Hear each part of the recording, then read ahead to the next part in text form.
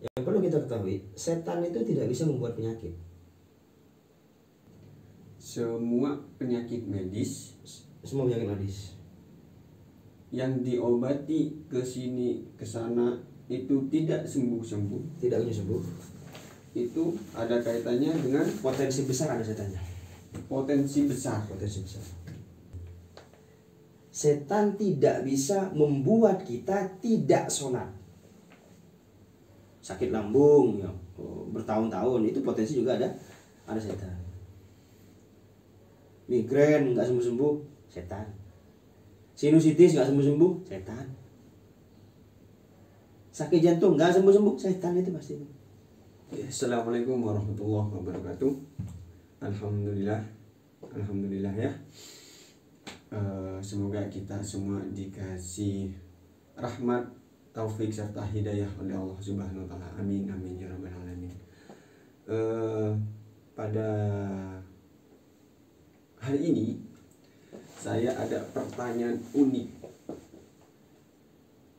yang akan saya bahas dengan founder kita, dengan ketua Rehab Hati, mudir Rehab Hati, satu-satunya mudir berbisa dari Rehab Hati Probolinggo. Apa mudir itu? Mudir itu ketua, Ustaz. Bukan. Apa, Ustaz? Direktur. Sombong. Direktur Rehab Hati Probolinggo. Mudir itu direktur, bahasa Arab mudir. Oke, siap. Oke.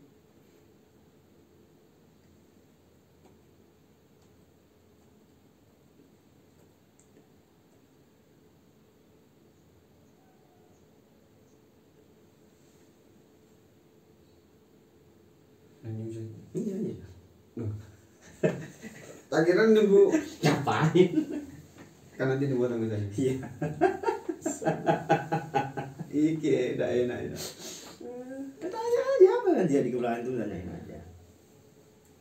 Oke, kepada mudir Rehab Hati Probolinggo, Ustadz Taufik Zainuddin.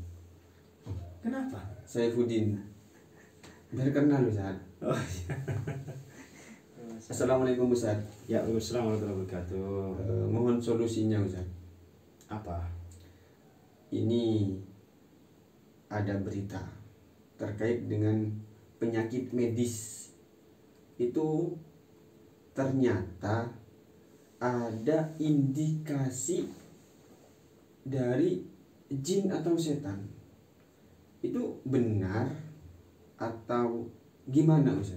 Mohon penjelasannya Ustaz. Oke.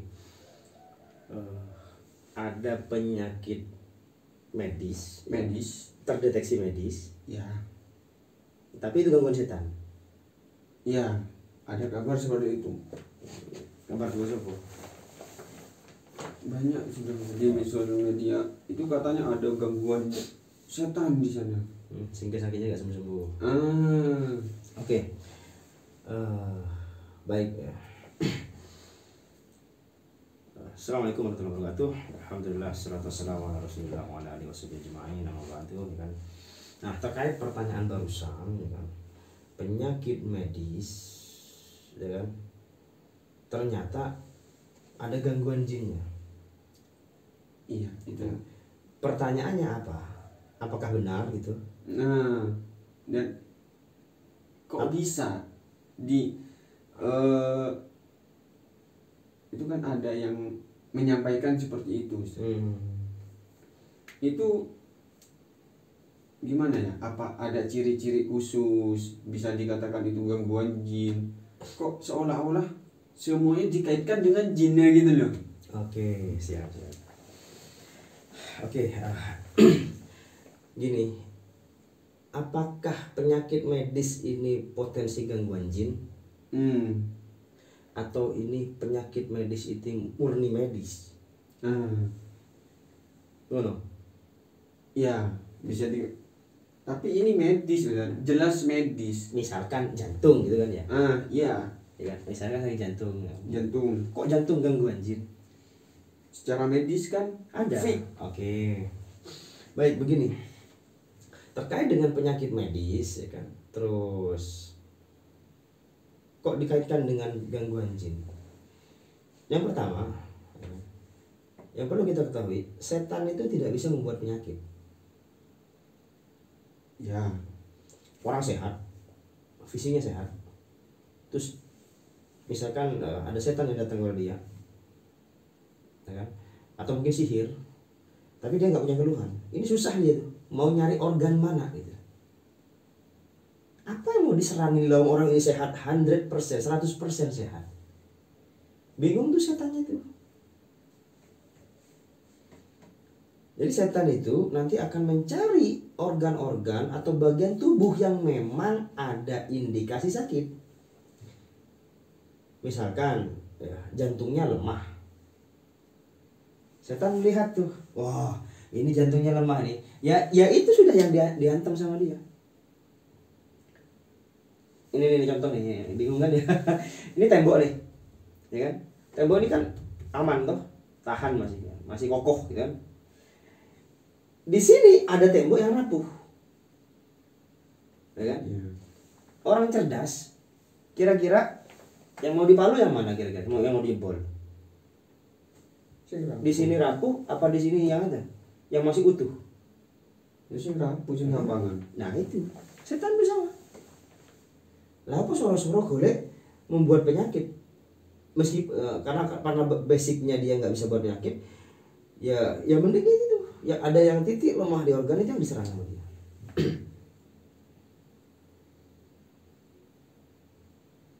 Langsung to the point ke Iya. Kan pasti kan membuat orang sakit ada tujuannya. Hatta itu penyakit medis. Misalkan nih, ada orang sehat tuh, dia setiap hari sholat tuh, ya kan? Dibuat sakit. Ketika sakit, pertanyaan apakah tetap nggak sholatnya itu? ya udah. Iya mah. Ya paling di kamar lu. Targetnya kan itu. Jadi sakitnya ditunggangin sama setan. Memang secara fisik dia ada lemah, misalkan jantungnya. Tapi setan, wah ini makanan baik, ini santapan baik. Ditunggangilah jantung itu sehingga parah. Ya kan? Indikasi ada gangguan setan, ya kan? Itu sakitnya nggak sembuh-sembuh. Nah kita bisa lihat di situ.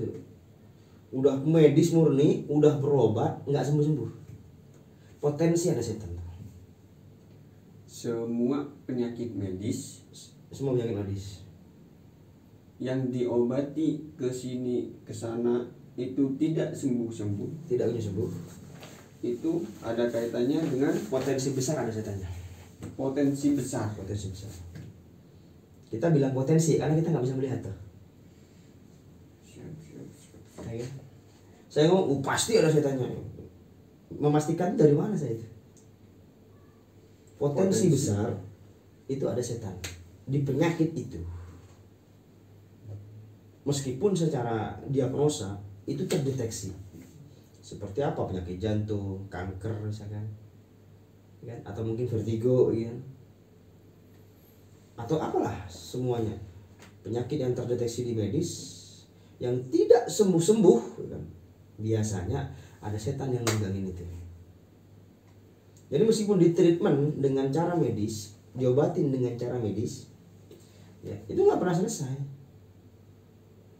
Karena ada setan di situ.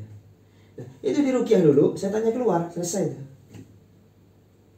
Diruqyah dulu, kita ruqyah, kita usir setannya, kita obati. Diobati dengan Al-Quran. Terus habis itu bisa jadi sembuh itu. Tanpa diobati? Tanpa diobati biasanya sembuh itu. Karena tubuh kita memiliki, ya kan, restorasi natural, pemulihan natural. Memang baiknya ada yang mendukung toh, seperti herbal misalkan. Ya. Tapi tanpa itu pun tubuh ini punya apa? Restorasi yang natural, pemulihan secara natural. Buktinya dari mana? Nah, ini contoh nih. Ini dirobek nih, cret. Nggak usah diobatin, dibiarin. Nutup nggak itu? Iya, nutup. Tubuh itu punya begitu. Nanti secara alami itu ada. Tapi kembali lagi, untuk mempercepat misalkan robeknya ini misalkan 20 cm begini ya, misalkan robek. Otomatis kan lebar lukanya. Untuk mempercepat, dibantulah dengan tindakan medis, betul? Ya. Dijahit. Nah seperti itu.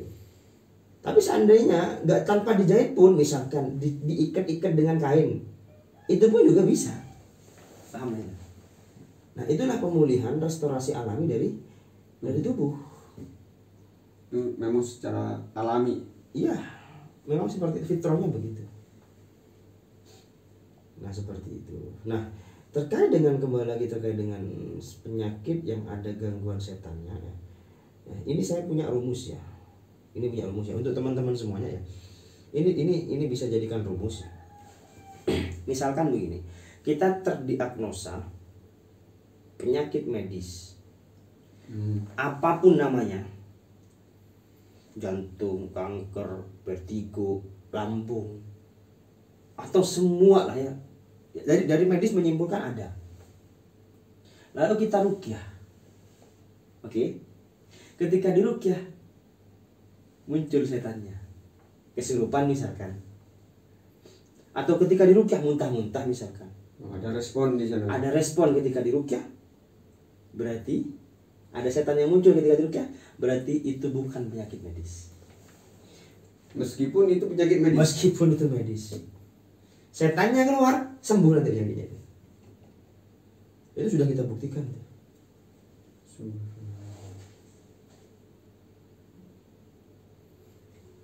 Ketika dirukyah muncul setannya, berarti itu sudah bukan penyakit medis sudah. Berarti tinggal itu gangguan setan aja itu. Terus dirukyah terus, setannya keluar, sembuh sakitnya. Berarti bisa diartikan setan ini bisa memegang atau gimana? Menunggangi.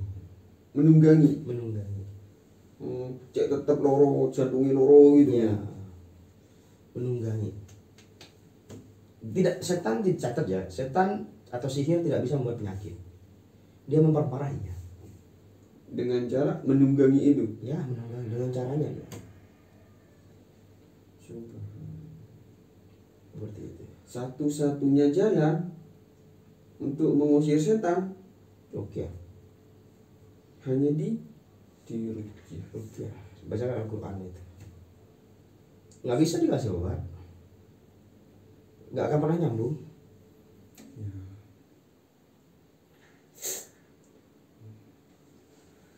Seperti itu.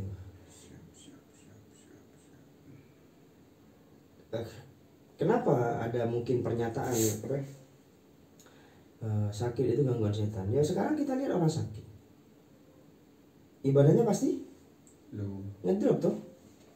Yang mungkin biasanya dia ke masjid, ketika sakit enggak kan? Di kamar wis. Yang biasanya sholat berdiri, sholat duduk. Ya nunggu coba. Ya kan? Siap. Nah, makanya targetnya memang itu ya. Kenapa setan nunggangin penyakit gitu loh? Karena ya kan, gini, antum sehat, ya kan? Setan mau menggoda antum agar gak sholat, bisa gak kira-kira? Antum sehat, antum beriman. Setan mau mengganggu antum agar antum gak sholat, bisa gak? Ya enggak usah. Bisa ya. Dibuat saya malas mungkin. Bisa gak kira-kira? Kira-kiranya ya bisa. Analoginya begini, antum dalam pikiran muncul, duhur, enggak lah, saya nggak sholat hari ini. Bisa nggak begitu kira-kira? Bisa. Antum nggak sholat duhur masuk, enggak lah, udah selesai. Bisa nggak begitu? Ya iso soro. Ya kalau seandainya iman kita kuat ya tidak bisa. Nah pertanyaan saya kan orang beriman. Tidak bisa ya. Pasti. Kata duhur kurang 5 menit. Langsung hujan ya. Artinya ketika ada orang beriman seperti itu, ya kan? Kan musuhnya setan, targetnya setan kan orang beriman. Pelaku maksiat dia udah temennya setan. Orang yang beriman itu target. Orang yang beriman yang sudah biasa sholat misalkan, ya kan? Setan tidak bisa menggoda dia, membuat tidak sholat. Tidak bisa. Kenapa? Contoh, kita pernahkah kita terlintas kita mau meninggalkan sholat sengaja? Tidak mungkin kan? Enggak. Nah, setan tidak bisa membuat kita tidak sholat. Setan tidak bisa membuat kita tidak sholat. Tapi setan bisa membuat nilai sholat kita yang harusnya 100 menjadi di bawah itu.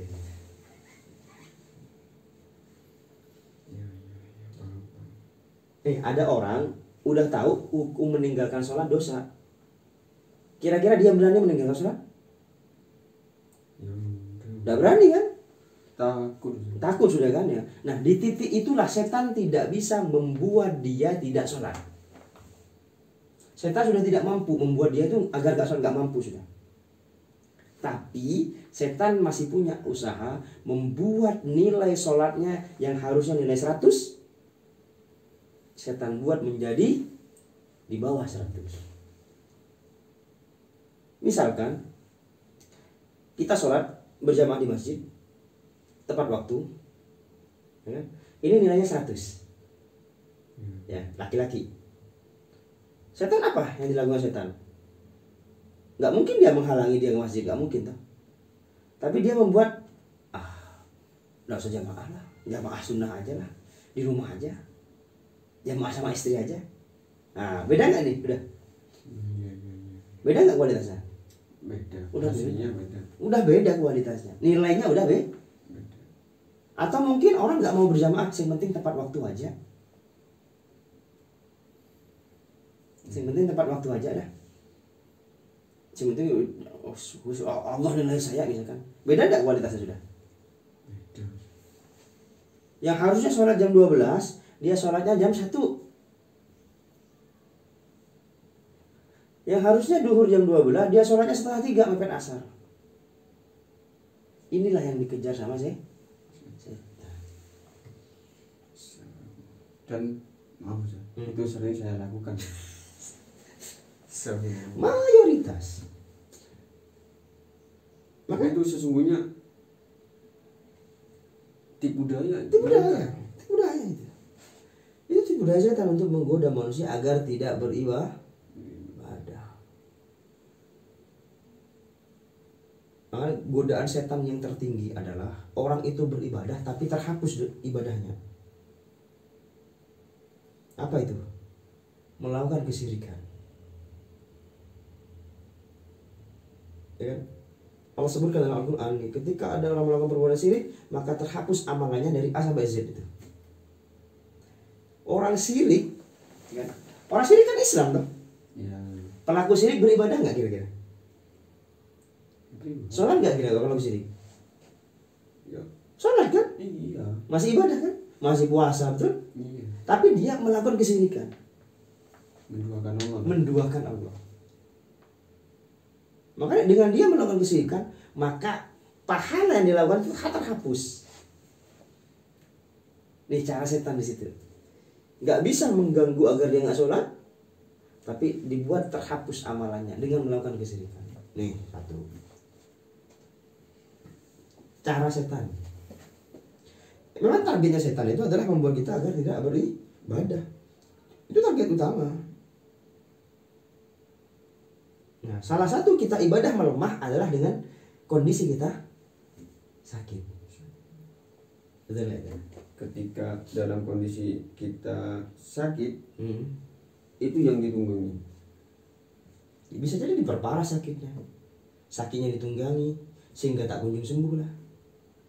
Atau mungkin sudah berobat ke dokter nggak sembuh-sembuh toh, muncullah di pikirannya, datang ke dukun ini mungkin. Pasti masih intinya itu, semuanya tipu daya. hal apapun ya, ketika kita menjauh dari Allah, menjauh dari ibadah, itu potensi besar ada setannya. Bukan cuma sakit. Bukan cuma sakit. Misalkan apa? Selain sakit apa? Orang yang memprioritaskan pekerjaannya. Orang yang mencari dunia. Biasanya sholat tetap kerja gitu kan. Seperti itu. Iya. Waktunya sholat dia nggak sholat. Banyak tipu daya setan tuh banyak sekali di situ. Benar jika apa itu? Jika disampaikan ya penyakit medis itu ada potensi setan, benar. Kenapa? Karena ketika sakit kita pasti secara ibadah kita Berkurang. lemah. Tapi tidak semua juga penyakit medis itu gangguan, tidak bisa dikatakan semua juga. Ya. Maka tadi itu kan ada kan nanti kan ada penyakit medis ya, ada penyakit non medis kan gitu. Dan ini sama-sama punya porsi. Medis ya nanti ditangani sama dokter, non medis ya nanti ada peruqyah misalkan, kan begitu. Nah jadi memang ada ini. Jadi ada penyakit jasmani, ada penyakit rohani. Ada juga penyakit rohani tapi berdampak pada jasmani. Nah ini psikosomatis misalnya. Namanya psikosomatis. Jadi dampaknya pada fisiknya dia sakit, tapi misalkan lambung nih, tapi sesungguhnya yang pemicunya bukan dari apa-apa, tapi dia misalkan pikirannya galau. Jadi dari ruhnya yang bermasalah tapi berdampak kepada fisiknya. Seperti itu. Jadi itu karakter penyakit gitu. Jadi nggak semua penyakit medis ya itu gangguan setan, nggak semua. Tapi ketika penyakit medis ya kan terus diruqyah muncul setannya, itu positif setan gitu. Tapi penyakit medis yang nggak sembuh-sembuh potensi besar ada setan. Misalkan sakit kepala 3 tahun gitu. Ya. Aduh Ustaz, saya sakit kepala nggak sembuh-sembuh nih. Ya. Ada kan? Ada. Nah, itu potensi sudah ada setan di situ. Sakit lambung ya, bertahun-tahun itu potensi juga ada setan. Migrain nggak sembuh-sembuh, setan. Sinusitis nggak sembuh-sembuh, setan. Sakit jantung nggak sembuh-sembuh, setan itu pasti. Saya bisa menyampaikan seperti itu karena sejauh yang kita temukan yang penyakit yang tak kunjung sembuh itu potensi besar ada setannya. Ketika setannya lepas, nanti dia pasti membaik gitu. Tanpa obat. Makanya tipu daya itu luar biasa. Cuman kan hal-hal seperti ini, pembahasan ini tidak bisa kita sampaikan kepada orang umum. Benar ya? Iya. Mangkok gangguan setan, mana tak bisa kan? Iya. Orang nggak mungkin percaya kan? Ya. Dan juga sama gangguan setan ini nggak ada kurikulumnya di kedokteran, tidak akan diterima sama kedokteran. Iya. Secara logika soalnya nggak masuk. Makanya seperti ini harus ada ilmunya dulu, baru dia akan terima. Karena ketika orang itu nggak terima kalau disebut itu gangguan, maka setannya juga tidak akan kena di situ. Terblokade oleh mental bloknya orang itu. Jadi Al-Quran tidak bisa, Nggak kena ke setannya, karena pikiran orang itu ya, egonya menutupi, enggak aku udah gangguan, padahal gangguan. Ketika orang itu belum ngakoni gangguan, artinya apa? Dia mengamankan, membuat setan itu safe, aman di situ dengan pikirannya dia. jadi meskipun nanti di ruqyah berapa kali Ya kalau udah mental block, tidak akan pernah kena setannya. berarti ada kemungkinan kalau di ruqyah tidak ada respon, ada mental block di sana. Pastinya. Oh, Bisa jadi masih belum yakin gitu. Karena ketika Al-Quran itu masuk pasti ada respon. Pasti ada respon. Minimal apa? Tenang. Minimal itu. Tapi ketika setan ada dalam tubuh kita, terus diruqyah dan Al-Quran masuk, ini respon lain, bisa bergetar, ada panas berjalan, ada gerak-gerak dalam tubuhnya, berdebar jantungnya, ya kan, berat di pundak, berat di kepala misalkan, sesak napas ketika diruqyah. Nah itu berarti ada setan, dan itu akan kena kalau kita sudah mengakui bahwa diri kita gangguan. Maka dari itu konsep kita nggak langsung ruqyah. Kita memberikan pemahaman dulu ketika kita mau ruqyah. Seperti itu. Sampai dia betul paham, oh iya ya, nah, baru udah bisa diajar itu. Ketika orang datang masih, masa Allah gangguan, kamu mungkin. Aku lo sholat, aku lo ngaji, masa Allah gangguan. Nah, ketika dia bersteron begitu, artinya masih mental blok. Setan aman di situ. Dan gangguan setan juga pada akal. Ini yang besar. Ego, itu setan ya. Nurutin egonya. Nah seperti itu.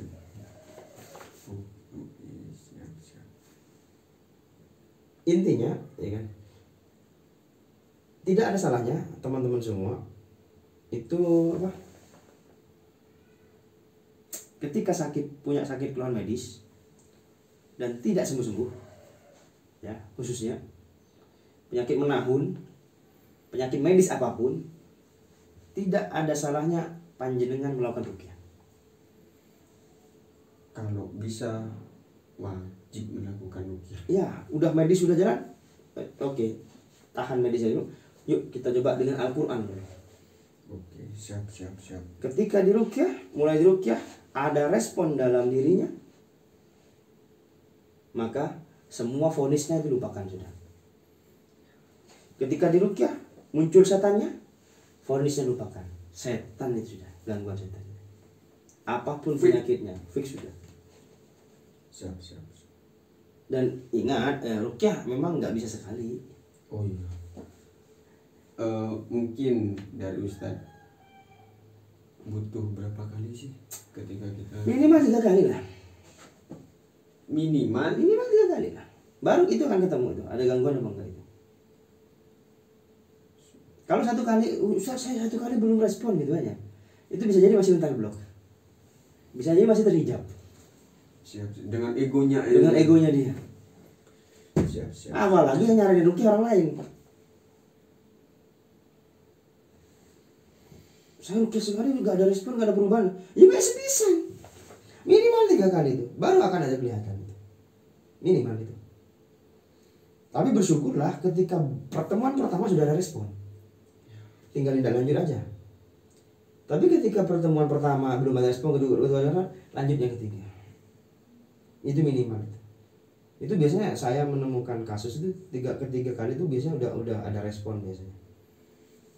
Udah mulai kena, mulai goncang. Tapi ada juga yang sudah ruqyah sampai 10 kali nggak ada respon, ada juga. Sampai 10 kali. Nggak ada respon. Ya bisa jadi pengaruhnya setannya memang kuat, bisa jadi. Atau mental blocknya masih belum hancur. Atau dia masih sombong. Saya soal masa sih saya nggak percaya, misalkan begitu. Itu juga sama itu. Nah seperti itu. Intinya lakukanlah ruqyah. Penyakit medis, lebih-lebih non medis gitu. Kalau non medis sudah wajib sudah. Fit ya. Wajib sudah. Harus wajib. Sakit kepala, dicek kepalanya, di rongsen, di MRI, bagus. Artinya apa? Bukan medis. Ini wajib ruqyah. Sakit kepala, udah bertahun-tahun nggak sembuh-sembuh, dicek secara medis ada, ya, belum pernah ruqyah. Insya Allah akan menjadi solusi. Siap. Insya Allah. Alhamdulillah. Nah seperti itu. Nah itu bisa dicoba dipraktekkan. Bukan cuma sakit kepala, tapi semua keluhan penyakit yang tidak sembuh itu indikasi gangguan setan di sana. penyakit apapun yang nggak kunjung sembuh, potensi ada setannya di situ. Ketika diruqyah, setannya keluar, sembuh penyakit itu, insya Allah. So, Nah seperti itu rumusnya. oke. Ada lagi yang mungkin mengganjal, Ustaz Agung? Siap Ustaz. Ini